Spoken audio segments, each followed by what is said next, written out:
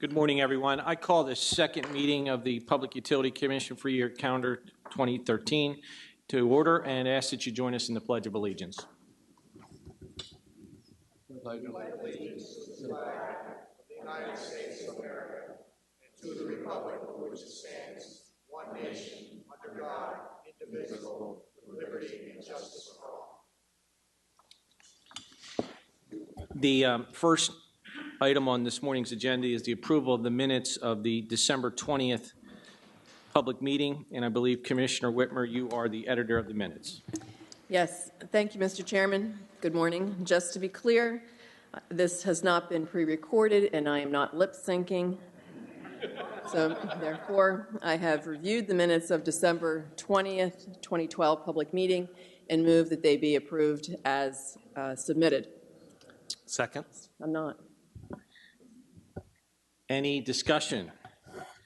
Any objections? Hearing none, the minutes are approved as submitted, and thank you, Beyonce, for the editorial changes. Now it's a pleasure to welcome to the podium to begin this morning's public meeting Ms. Cheryl Walker-Davis. Good morning, Cheryl. Good morning, Mr. Chairman. Good morning, Commissioners. Good morning. Good morning. May it please this Honorable Commission, on behalf of your various offices and bureaus, we present for your consideration and disposition the following agenda items, starting with matters on behalf of the Bureau of Technical Utility Services, the transportation issues. It is recommended that the Commission adopt the items commencing with Allegheny County's application at the top of page 1, continuing with all of the items on pages 1, 2, and 3, through and including the rate increase request of the Marodi Transfer and Storage, Inc. So moved. Second. Any discussion? Any objections? Hearing none, the motion passes unanimously. On behalf of the Office of Special Assistance, we recommend the adoption of the items commencing with page 4 at the top and the matter pertaining to Gregory E. Rufo, T.A. Rufo's Auto Repair, and continuing with the items on pages 4, 5, and 6 through and including the complaint proceeding involving the Bureau of Investigation and Enforcement and Beverly A. Hall. So moved. Second. Any discussion? Any objections? Hearing none, the motion passes unanimously. On page 7, with regard to the matter pertaining to the Bureau of Investigation and Enforcement versus William C. Sutton, there was a joint motion of Commissioner Gardner and Commissioner Whitmer. I'd like to recognize Commissioner Gardner for the presentation of the joint motion. Commissioner Gardner. Thank you, Mr. Chairman. We'd like our motion to be entered into the record as if read in its entirety. Before the Commission for consideration is a petition for appeal from staff action filed by William C. Sutton. In his petition, Mr. Sutton asks that the penalty imposed by the complaint be reconsidered. Mr. Sutton indicated that he has not had a lapse in insurance in over 10 years of coverage, and our records support that claim. While we agree with staff that a penalty is warranted, we do not agree that Mr. Sutton's petition should be fully denied. Accordingly, we recommend reducing the penalty to $250. It is evident that Mr. Sutton has been diligent in attempting to adhere to our regulations, and at no time was there a lapse in his insurance. Our record indicates that since his certification in 2001, Mr. Sutton has had an excellent compliance record. Upon notification of the cancellation by his insurance company, he immediately took action by contacting his insurer.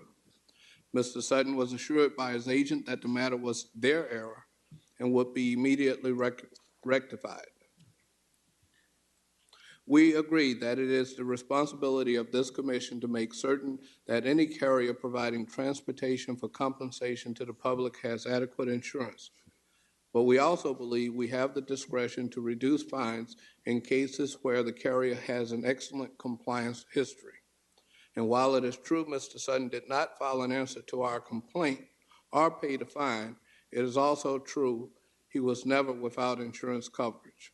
Therefore, we move that Mr. Sutton be directed to pay a civil penalty in the amount of $250 and that the Office of Special Assistance prepare an opinion in order consistent with this motion. Second. Any further discussion? I simply would add that I agree with the reduction in the penalty in this case, but I caution this carrier and other carriers that our regulations are very clear in that the carrier has the ultimate responsibility for ensuring that evidence of insurance is on file with the commission, not the insurance broker or the insurance company. So I do recognize Commissioner Gardner and Commissioner Whitmer the fact that this applicant had a 10-year compliance schedule with us, or 10 years of stellar compliance with us. So that's duly noted. And again, I support the reduction in the penalty in this particular case. Any further discussion? Any objections? Hearing none, the motion passes unanimously, noting my verbal statement. Continuing with the presentation of items on behalf of the Office of Special Assistance on page 8 of the public meeting agenda, it is recommended that the Commissioner adopt all items on page 8 commencing with Maria Povich versus Pico Energy Company through and including the Verizon North interconnection agreement at the bottom. So moved. Second. Any discussion? Any objections? Hearing none, the motion passes unanimously.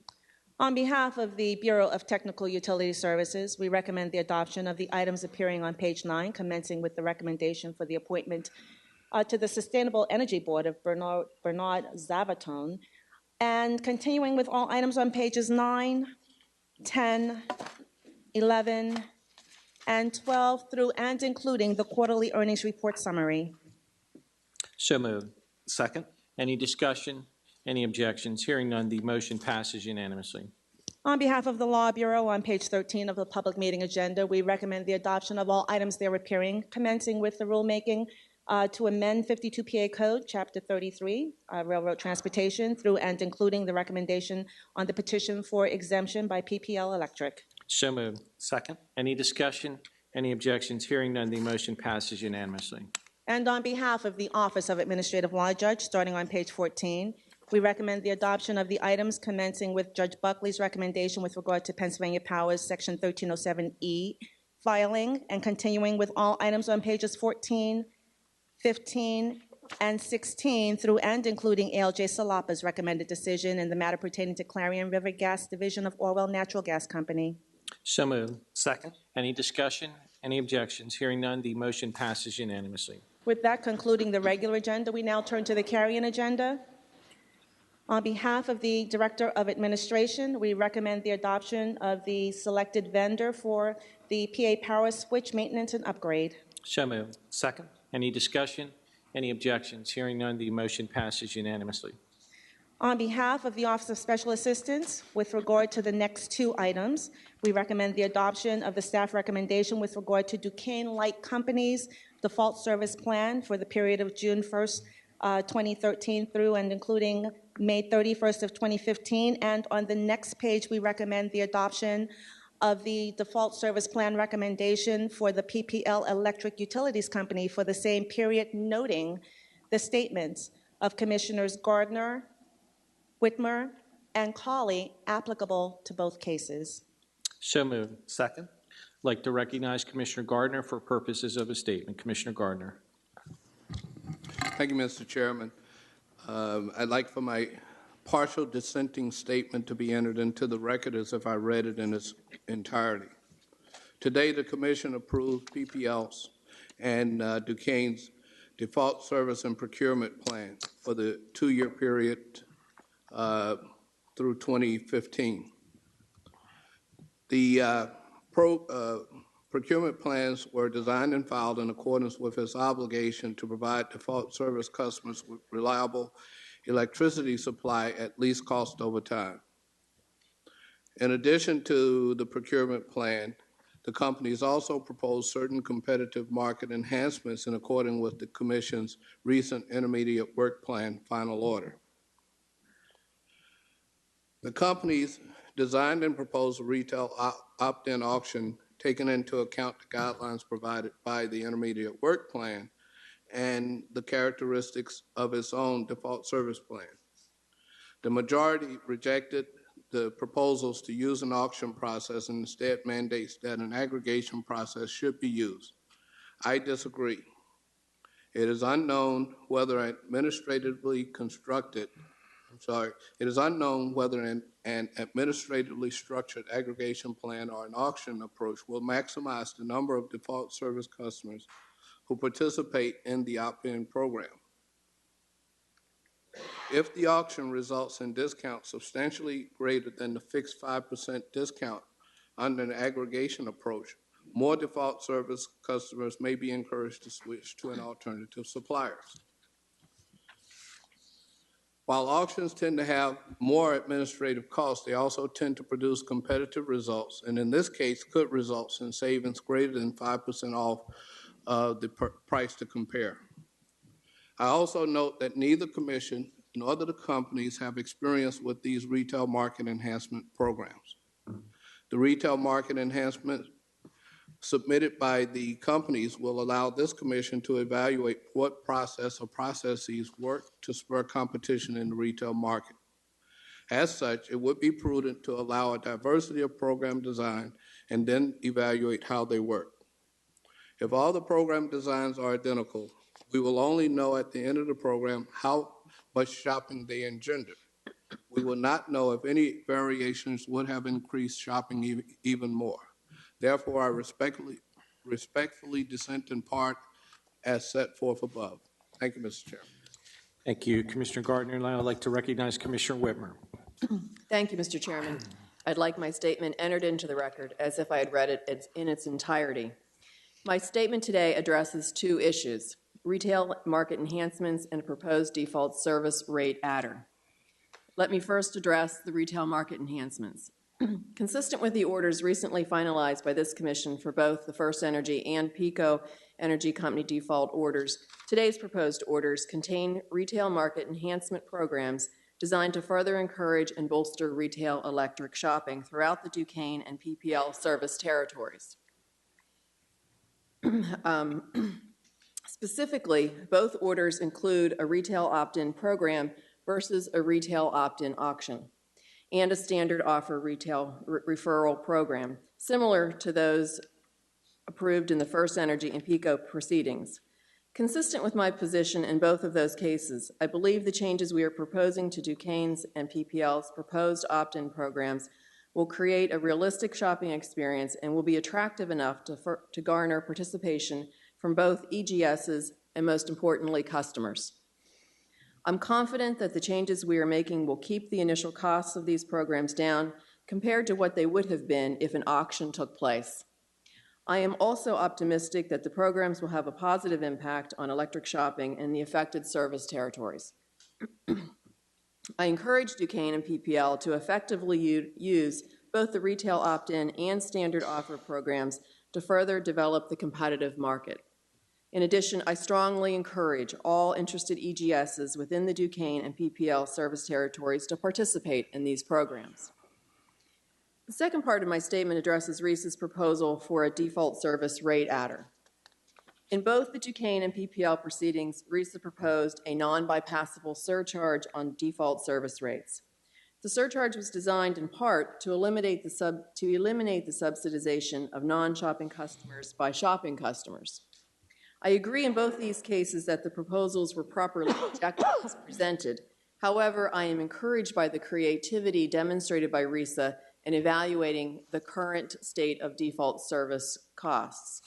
As a strong proponent of competitive markets, I believe that it is in the public interest to ensure that the default service price to compare properly reflects current market conditions and does not include other charges that artificially inflate or depress this important price signal.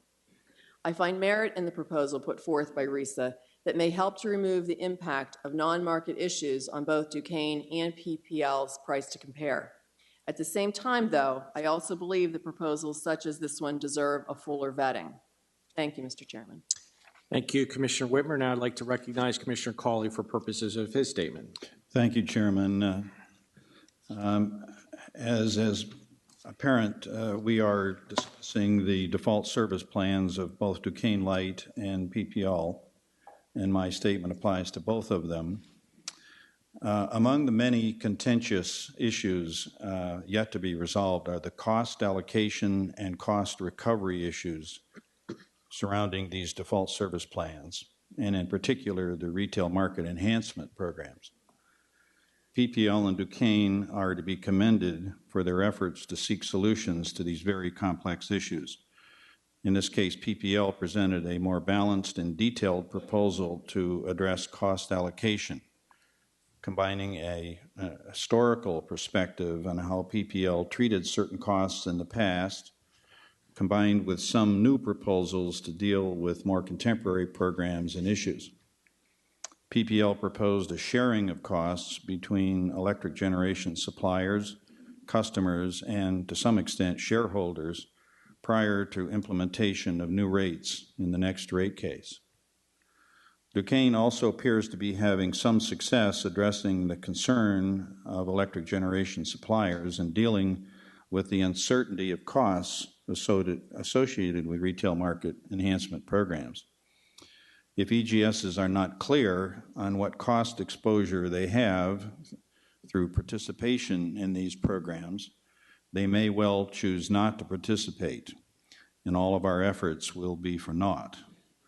To that end, Duquesne should be commended for attempting to address this concern through a stated amount per customer acquired proposal that receives some support from the EGS community. Despite these positive efforts, the parties were not able to come to agreement, and we have opted to encourage the parties to pursue a collaborative to further discuss cost allocation issues, which incorporate the changes to the RMA programs adopted in the default service plan orders. Hopefully, efforts similar to the proposals by PPL to address cost assignment and by Duquesne to address rate design can help move the parties forward. It is also apparent that every effort should be made to keep the costs at a minimum in order to ensure efficient and successful programs that benefit participating customers. Thank you, Chairman. Thank you, Commissioner Cawley. Is there any further discussion? Any objections? Hearing none, the motion passes unanimously. Noting the statement of Commissioner Gardner, Commissioner Whitmer, and Commissioner Cawley. With regard to the Bureau of Investigation and Enforcement's complaint against UGI Utilities Company pertaining to the natural gas explosion in Allentown on February 9, 2011, there was a joint motion that you have, Mr. Chairman, along with Vice Chairman Coleman, as well as the statement of Commissioner Gardner. Thank you. We'd like to have our joint motion, entered into the record. Second. I didn't read it in its entirety, but let me first note, you heard me say this is a joint motion, but let me just say I think it's fair to say all five of us joined together in obviously supporting this motion, but the work product that went into this and realizing the work that I&E did, they are to be commended. This is a very tragic case, and before the Commission today for disposition is a formal complaint filed by the Commission's Bureau of Investigation and Enforcement against UGI Utilities and Gas Division related to the tragic natural gas explosion that occurred on February 9, 2011 in Allentown. Also pending before the Commission here this morning is this matter that calls for exceptions, petitions for remand and requests for oral argument filed by Manuel Cruz as an intervener. Now, by way of background, I&E filed a complaint with the Commission on June 11th of calendar year 2012 following an extensive investigation into the causes of the February 9, 2011 explosion in Allentown. I&E and UGI subsequently entered into a settlement discussion, which culminated in a settlement being filed with the Commission on October 3rd of this year. According to the terms of the settlement, the parties agreed to the following conditions. 1, UGI shall retire or replace all in-service cast iron mains over a 14-year replacement schedule. Second, UGI shall retire or replace all in-service bare steel mains over a 30-year period. Third, UGI shall enhance its odorant testing program. Fourth, UGI shall install over a 24-month period fixed odorant level monitoring equipment to all third-party points of delivery into the UGI pipeline system. And fifth, UGI shall install over a 24-month period fixed odorizers at gate stations serving Allentown, Lancaster, Reading, Harrisburg, and certain other major population centers throughout its service territory here in the Commonwealth. Sixth, the UGI shall pay a civil penalty in the amount of $386,000, which will not recover it through commission-related rates. And lastly, UGI shall be prohibited from seeking recovery of any costs through a distribution system improvement charge for a period of 24 months. Now, as an initial matter, we want to emphasize that UGI's compliance history related to gas safety issues is patently unacceptable to this commission. This is the 8th time in slightly more than 4 years that this commission has adjudicated a matter containing allegations of gas safety violations by a UGI-owned distribution utility. This goes beyond cause for concern. It's downright alarming. This history leads to one inescapable conclusion, that UGI's management has failed to adequately focus on gas safety issues. These failures include not allocating an appropriate amount of capital to maintain its distribution systems in a safe and reliable manner, and not providing an appropriate amount of training and oversight over its employees and its contractors. To be blunt, this cannot and shall not continue. Absent sweeping changes, the Commission will be forced to consider taking drastic steps if there is another catastrophic incident attributable to some failure on UGI's part. I should note, it was said to me that we would consider revoking their certificate here in the Commonwealth of Pennsylvania. We acknowledge, however, that UGI has already made key management changes, and our expectation, is that the corporate culture will be reformed with an emphasis on safety. After reviewing the terms and conditions of the settlement in the context of this compliance history, we agree that the agreement struck by the parties is in the public interest, with the following modifications here this morning. First, the $386,000 civil penalty that was agreed to is not sufficient enough given the catastrophic losses by this explosion. While no amount of money could ever atone for the lives lost and the property destroyed, UGI must pay the maximum penalty this commission is allowed to levy under the Public Utility Code, which is $500,000. Just as with this civil penalty amount included in the settlement, UGI shall not recover this increased penalty through commission-regulated rates. Second, while UGI has agreed to undertake extensive steps to improve the physical integrity of its distribution system, these measures should be supplemented by enhanced leak detection processes to further minimize the risk of another catastrophic event. To that end, UGI shall explore enhanced leak detection measures and file a pilot program to utilize one or more of those enhanced leak detection measures throughout the city of Allentown.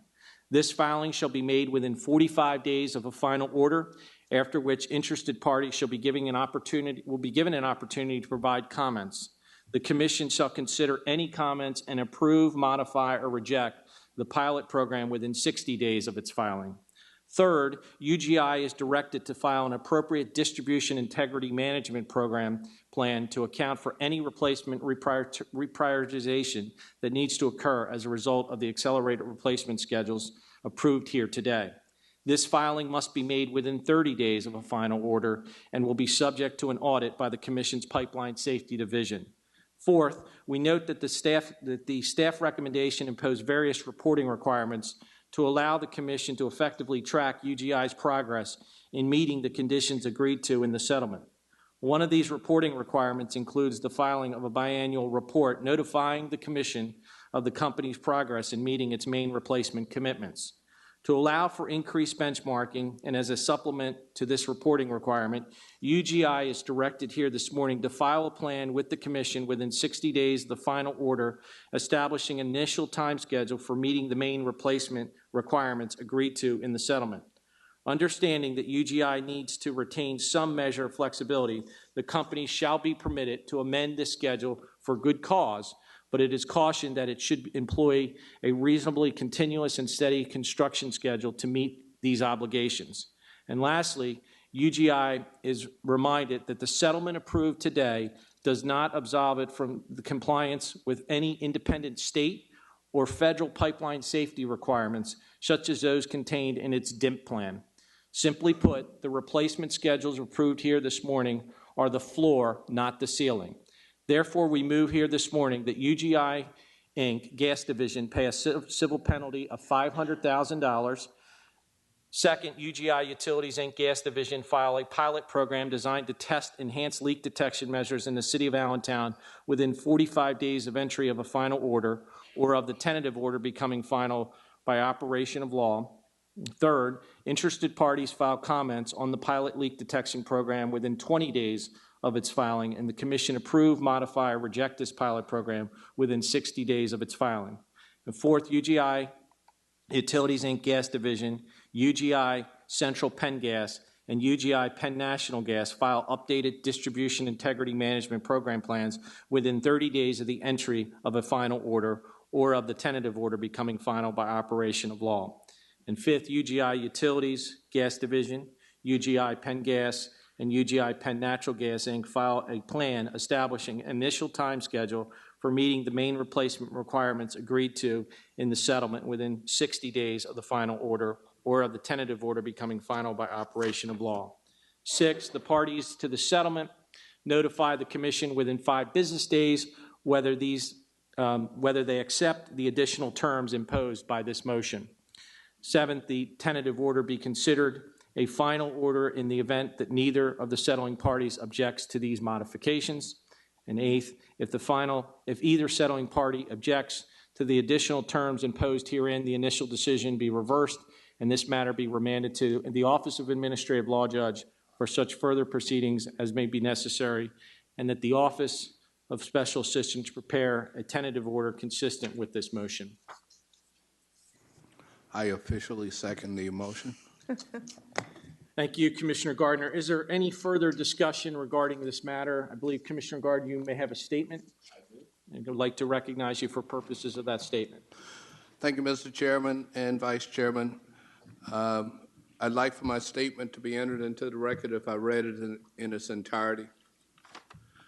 One of the first motions I sponsored as a new commission was to double the fine settled upon between the Commission's prosecutory staff and UGI Utilities, Inc. regarding a 2006 explosion in Allentown that destroyed 4 homes and injured 1 person. Today, the Commission must once again consider a settlement involving UGI Utilities Incorporated. This incident has had an even greater catastrophic consequence in that it took 5 lives in addition to destroying and damaging 8 homes. As I noted in my May 24, 2012 statement regarding UGI Company's last management audit, UGI has no excuse for not making the replacement of at-risk pipes its #1 priority. The UGI companies have every tool available to a natural gas distribution company that needs to replace aged or unreliable pipelines. The companies earn very healthy returns on equity. The companies have healthy balance sheets. The companies have a regulatory commission that wants the at-risk pipes fixed, and the company had the opportunity to file for approval of a DIS to allay the financial impact. I agree that this settlement, as modified today, is in the public interest because it accelerates the replacement schedule for UGI's cast iron pipeline and imposes the maximum civil penalty that is legally permissible. However, I do not agree that the settlement terms which provide that UGI will not utilize the Distribution System Improvement Charge, or DIS, for 2 years. The legislature gave our utilities the DIS to use as tools to replace aging and failing infrastructure. If the benefit of the DIS were used during the next 2 years, the UGI companies might be able to further shorten the agreed-upon 14-year replacement schedule. Also, because one of the conditions for using a DIS is that the utilities must have filed a recent base rate case, it bears emphasizing that UGI Utilities has not filed a base rate case since 1995.